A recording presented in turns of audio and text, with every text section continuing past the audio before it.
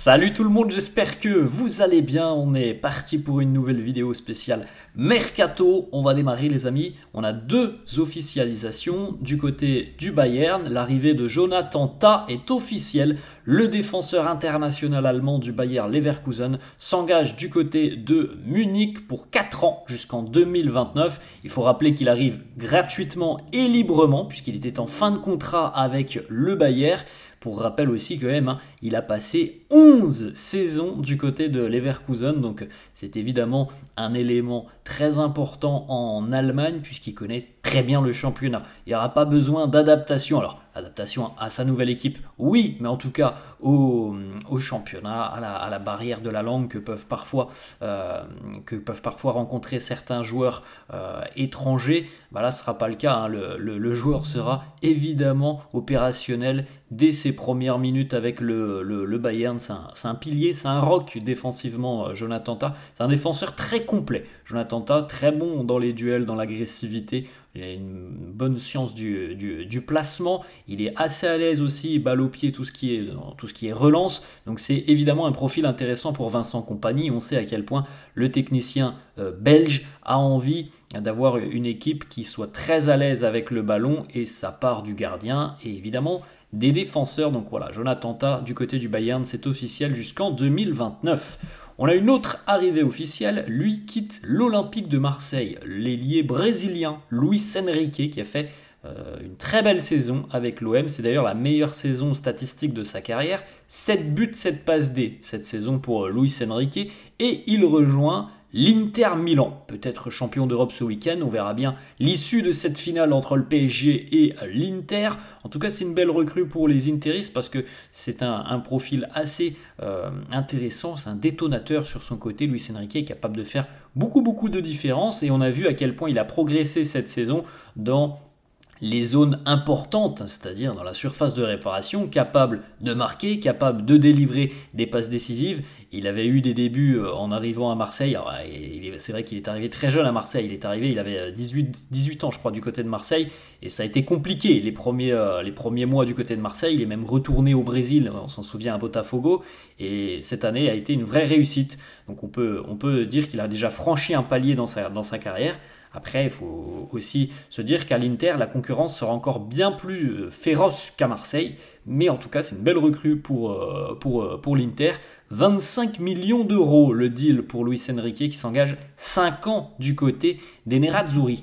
On va les amis en Angleterre. Arsenal qui est entré dans la course avec Manchester City pour le milieu de terrain de Nottingham Forest. Morgan Gibbs-White, on l'a déjà évoqué il y a quelques jours. Morgan Gibbs-White, c'est un super profil lui aussi, milieu de terrain très complet, capable de marquer, de délivrer des passes D, impliqué sur 15 buts cette année, 7 buts, 8 passes D. L'année dernière, il avait dépassé la barre des 10 passes décisives en Première Ligue. Capitaine de Nottingham Forest, c'est un vrai joueur de ballon qui a une superbe vision du jeu, qui est capable aussi de faire beaucoup d'efforts défensivement. Donc c'est un joueur très complet, Morgan Gibbs-White. Alors la problématique pour Arsenal et Manchester City, c'est que Forest demande 100 millions d'euros pour libérer Morgan Gibbs-White. Évidemment, ça peut freiner, je pense, 100 millions d'euros, même si c'est un super profil. Quand on évoque des prix de 100 millions, on pense plutôt quand même à des joueurs, des attaquants, même si c'est vrai que ça arrive, à d'autres joueurs ont cette valeur en étant au milieu de terrain, mais on peut comprendre que ça va freiner dans les discussions avec Arsenal et Manchester City. Ensuite les amis, on va du côté de Rennes et du Bayer Leverkusen. Alors Leverkusen va, je pense, avoir un tout autre visage l'année prochaine. Alors, ce sera intéressant de voir à quoi va ressembler l'équipe allemande l'année prochaine, avec le changement d'entraîneur et puis avec le départ aussi d'éléments importants, comme on l'a dit déjà, Jonathan Tah, le départ de Frimpong, le départ qui est annoncé de Florian Wirtz. Il y en aura peut-être d'autres. Ça va faire quand même évidemment des dégâts dans l'alignement dans cette équipe. En tout cas, Leverkusen se penche cette fois-ci sur le cas d'un attaquant français. L'attaquant du Stade Rennais, Arnaud Kalimuendo, qui lui aussi, un petit peu comme Luis Enrique, a vécu la meilleure saison de sa carrière cette année. Et pourtant, du côté de Rennes, ça a été une saison très moyenne pour les Rennais, très loin des places européennes, le Stade Rennais, alors que c'était l'objectif annoncé du club. En tout cas, pour Kalimuendo, sur le plan personnel, ça a été une très bonne saison. 17 buts en Ligue 1 pour Kalimuendo, 3 passes décisives, c'est la meilleure saison tout simplement de sa carrière. Et puis Kalimuendo, sur les 5 dernières années, alors il est passé par Lens notamment. Il est passé aussi un peu par le PSG, même si ça n'a pas été concluant du côté de Paris, parce qu'il n'y avait pas le temps de jeu qu'il espérait. Mais sur les 5 dernières saisons en Ligue 1, c'est à peu près une cinquantaine de buts inscrits par Kalimuendo. Donc c'est quelqu'un qui a vraiment le sens du but et qui est capable de marquer sa dizaine de buts, voire même un peu plus de buts par saison. Et imaginez un profil comme ça en Bundesliga, c'est presque se dire qu'il y aura une bonne quinzaine de buts pour lui, parce qu'en général, les attaquants qui sont performants en Ligue 1 le sont aussi en Bundesliga. On connaît la réputation des défenses de clubs allemandes, et en général, les attaquants s'éclatent en Allemagne. Imaginez par exemple, vous vous souvenez d'un Ekitike, d'un Ludovic Ajorc. Il y en a d'autres, des joueurs de Ligue 1 qui sont allés en Allemagne et qui ont très bien réussi. On va, les amis, du côté de Manchester City. Les Citizens ont ouvert la porte à un départ de Jack Grealish. Jack Grealish est encore sous contrat avec City jusqu'en 2027.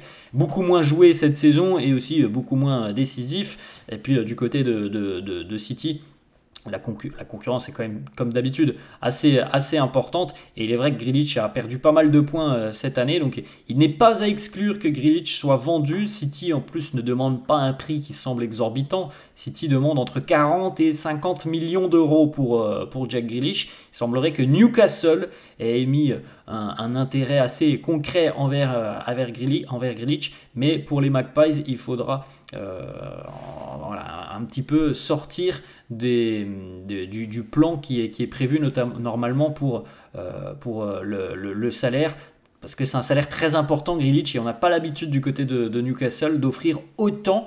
Mais il est vrai que les Magpies ont montré un vif intérêt depuis quelques jours envers Jack Grealish. Ensuite, les amis, on va du côté de Liverpool et de l'AS Monaco. L'ailier Magnus Akliouche qui pourrait rejoindre les Reds. En tout cas, Liverpool apprécie énormément le profil du joueur. Alors lui aussi, un vrai joueur de ballon. 10 passes D pour Akliouche cette saison en Ligue 1, 5 buts inscrits. Il a aussi, lui, une vision du jeu qui est assez phénoménale. Il est capable véritablement de délivrer des caviars. On l'a vu aussi en Ligue des Champions tout au long de la saison. C'est encore un joueur, je pense, qui peut d'ailleurs progresser. Et Liverpool a identifié l'ailier Akliouche comme étant l'une des cibles prioritaires du mercato estival. Monaco ne veut pas baisser le prix en dessous de 60 millions d'euros, donc Liverpool est au courant. Ça peut être un mercato quand même assez fou du côté des Reds de Liverpool. Imaginez, on a Frimpong peut-être qui est arrivé, on va avoir normalement Florian Wirtz, imaginez Akliouche, là on va dépenser presque plus de 200 millions d'euros si on a véritablement 3 officialisations comme ça du côté des Reds, et c'est peut-être pas terminé. En tout cas, Liverpool cible des joueurs très intéressants et très intelligents dans leur jeu. Ensuite, on va du côté du RB Leipzig. L'ancien parisien Xavi Simons a ouvert la porte à un départ du RB. Tottenham est intéressé en Première Ligue, lui aussi a vécu une belle saison en Bundesliga. Un petit peu comme tous les profils que l'on évoque depuis le début de la vidéo. Vrai joueur de ballon, fin technicien, Xavi Simons, très bonne vision du jeu, capable de convertir, capable de délivrer. Tottenham est une équipe résolument offensive, qui a beaucoup de qualité offensivement, qui a beaucoup de problèmes défensifs, on l'a vu tout au long de la saison. Mais l'avantage, c'est que les Spurs joueront la Ligue des Champions l'année prochaine, étant donné qu'ils ont remporté l'Europa League, donc c'est un super profil, Xavi Simons, quand tu veux amener un petit peu de folie offensivement. On poursuit, les amis, du côté du Bayern Munich, le départ de Leroy Sané en fin de contrat dans 1 mois. Il ne prolongera pas l'aventure avec le Bayern. Un retour en Première Ligue n'est pas à exclure pour Leroy Sané, lui qui a déjà connu l'APL, vous vous en souvenez évidemment, du côté de Manchester City. C'est Arsenal qui est intéressé. Les Gunners ciblent Leroy Sané parce que c'est une opportunité aussi de marché très intéressante. Il est gratuit, donc c'est quand même quelque chose qu'il ne faut pas rater. Un joueur de ce profil gratuitement, c'est plutôt rare, les amis. Donc Arsenal est évidemment sur le dossier.